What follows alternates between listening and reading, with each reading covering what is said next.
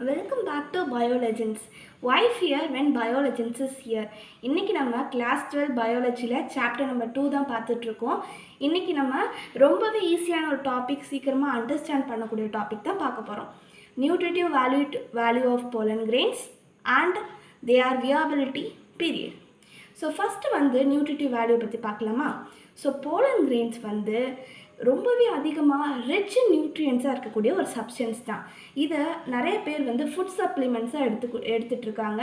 இது மோஸ்ட்லி எதுக்கு யூஸ் பண்ணுறாங்க அப்படின்னு பார்த்தோம்னா, இந்த ஹார்ஸ் ரேசஸ்லலாம் அந்த ஹார்ஸ் ரேசஸில் அந்த அத்லெட்ஸோட ஸ்பீடை இன்க்ரீஸ் பண்ணுறதுக்காக இந்த ஒரு பி பாலன் டேப்லெட்ஸை வந்து ரெக்கமெண்ட் பண்ணுவாங்க.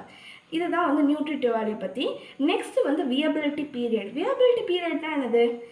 எவ்வளோ நேரம் அந்த pollen grains வந்து வியபிளாக இருக்குது, அதாவது ஆக்டிவாக இருக்குது அப்படின்றத பொறுத்து தான் இந்த வியபிலிட்டி பீரியடும் இருக்கும். Okay, so this viability period will be changing or it depends upon temperature and humidity. இந்த ரெண்டு குவான்டிட்டியை வச்சு அது வந்து வேரி ஆகும்.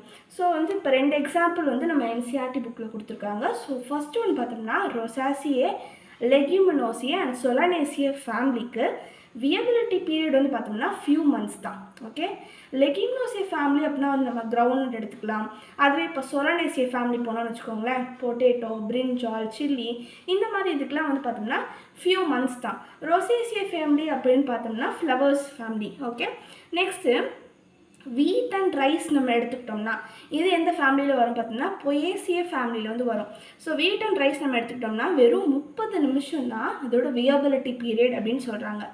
நெக்ஸ்ட்டு இந்த pollen grains அதிகமாக நேரம் வியபிலிட்டியில் வச்சுக்கிறதுக்காக, அதாவது pollen grains அதிக வியபிலிட்டியில் வச்சுக்கிறதுக்காக pollen banks அப்படின்ற ஒன்று வந்து உருவாக்கியிருக்காங்க. ஸோ இந்த pollen banksல என்ன பண்ணுவாங்கன்னா, they are been storing the pollen grains at -196 degrees Celsius with a liquid nitrogen. So இந்த லிக்விட் நைட்ரஜனில் ஸ்டோர் பண்ணுறதுனால இது வந்து ஒரு நிறைய வருஷங்களுக்கு அப்படியே ப்ரிசர்வ்டாக இருக்கும். And this can be used for the crop breeding program. அதனால் இது வந்து ஃபார்மர்ஸ்க்கு வந்து ரொம்பவே ஹெல்ப்ஃபுல்லான ஒரு டெக்னிக்காக இருக்கும், right? So that's it, very easy, right? So இந்த வீடியோ உங்களுக்கு பிடிச்சிருந்துச்சுன்னா மறக்காமல் like, share, comment and subscribe to Biolegends. Why fear when Biolegends is here? Let's meet in the next video. Thank you.